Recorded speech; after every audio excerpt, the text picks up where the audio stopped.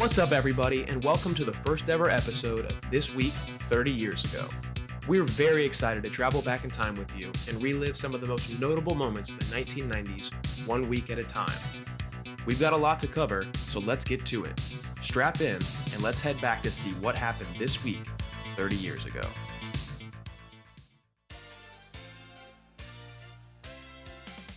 Just 4 months ago, the Gulf War had begun between Saddam Hussein's Iraqi army and an international coalition of forces from 38 different countries led by the United States of America. This war was a military response to the Iraqi army having invaded and occupied Kuwait in August of 1990. On January 17th of 1991, the coalition began expelling Iraqi troops from Kuwait with an aerial and naval bombardment. This lasted for 5 weeks. After this, a ground assault started on February 24th.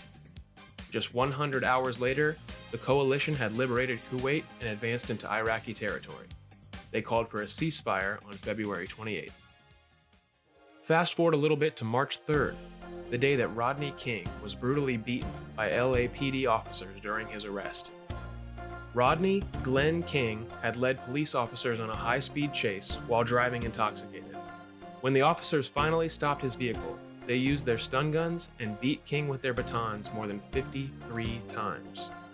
The violent and disturbing incident was captured on video by a nearby citizen named George Holliday.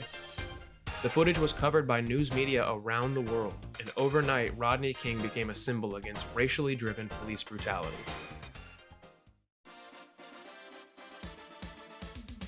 On Monday, President George H.W. Bush is in the headlines. Over the weekend, the 66-year-old president was taken to the hospital after experiencing chest pains while jogging with his secret security team at Camp David. Fortunately, doctors' tests showed that the president did not suffer a heart attack, and there was no sign of any damage done to his heart. In the music industry, the Billboard Hot 100 list is currently topped by Roxette with their hit song, Joy to NBA, and Isaiah Thomas is on the cover of the sports section after leading the Detroit Pistons to a decisive victory in their first-round series against the Atlanta Hawks. Here's what the overall playoff picture looks like as we enter the conference semifinals. On the big screen, Oscar currently holds the #1 rank at the box office.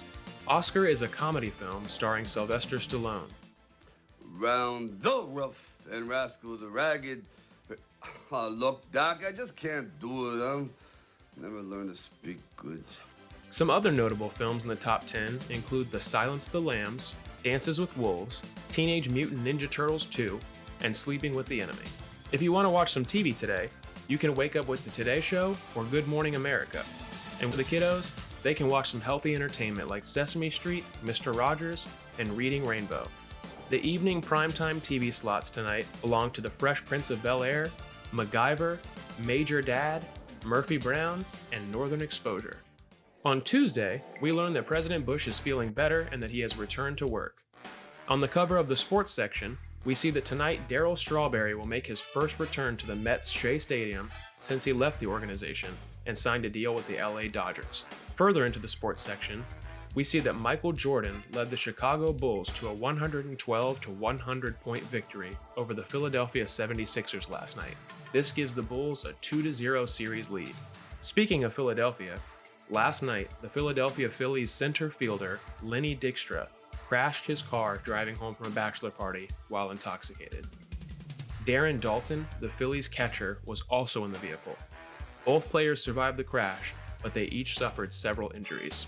Tonight's primetime TV slots belong to Who's the Boss, Baby Talk, and Roseanne. On Wednesday, President Bush is in headlines once again with an update on his health. His physicians say that he has an overactive thyroid that caused the irregular heartbeat. In Gulf War-related news, Defense Secretary Dick Cheney says that the U.S. troops will leave the demilitarized zone along the Iraq-Kuwait border by this Thursday, May 9th.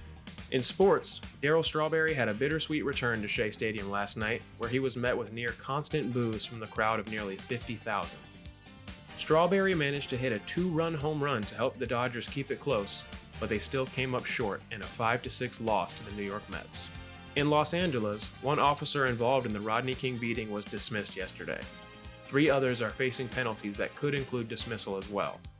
In total, there were 21 city police officers involved in the beating, but only these 4 are facing disciplinary action at this time. Tonight's primetime TV slots belong to Unsolved Mysteries, The Wonder Years, Growing Pains, Jake and the Fat Man, Doogie Howser, and Anything But Love. On Thursday, we learn of General Stormin' Norman Schwarzkopf's triumphant homecoming address to the House and the Senate yesterday. The general had planned and executed Operation Desert Shield and Operation Desert Storm with great efficiency in Iraq, and he has become something of a celebrity. Also yesterday, President Bush announced the retirement of William H. Webster from the position of director at the CIA. A successor has not yet been chosen. Tonight's primetime TV slots belong to The Cosby Show, The Simpsons, A Different World, Babes, Cheers, and Beverly Hills 90210. On Friday, we learned that Baghdad has turned down an American-supported proposal for a UN police force in northern Iraq, raising the possibility that American troops may have to stay there much longer than the administration had hoped.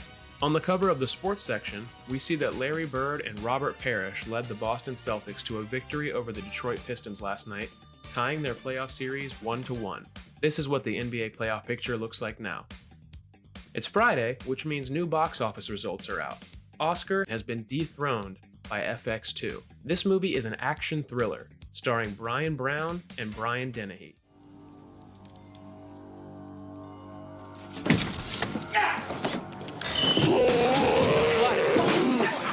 Christ.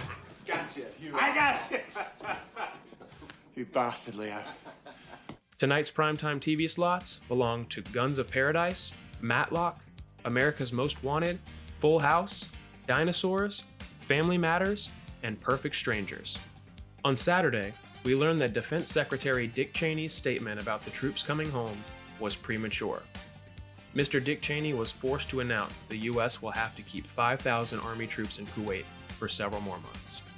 In sports, we see that the Philadelphia 76ers managed to beat the Chicago Bulls last night, despite Michael Jordan putting up 46 points.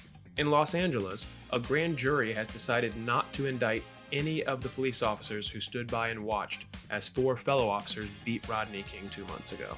Tonight's primetime TV slots belong to Amen, Totally Hidden Video, The Young Riders, Neon Rider, Down Home, and Golden Girls. On Sunday, we see in the sports section that the Minnesota North Stars and the Pittsburgh Penguins are advancing to the Stanley Cup. This is the first time in Pittsburgh team history that they've made it to the finals. In NBA news, the Celtics crushed the Pistons last night 115-83 to take a 2-1 series lead. Here's what the current NBA playoff picture now looks like. The New York Times bestsellers list is out, and Mary Higgins Clark's Loves Music, Loves to Dance is the #1 bestseller this week. Tonight's primetime TV slots belong to Murder, She Wrote, In Living Color, Get a Life, Married with Children, and America's Funniest Home Videos. That's about all that happened this week, 30 years ago. But thanks so much for joining us today, and please consider giving us a like if you enjoyed this video. We hope to see you next week. Take it easy.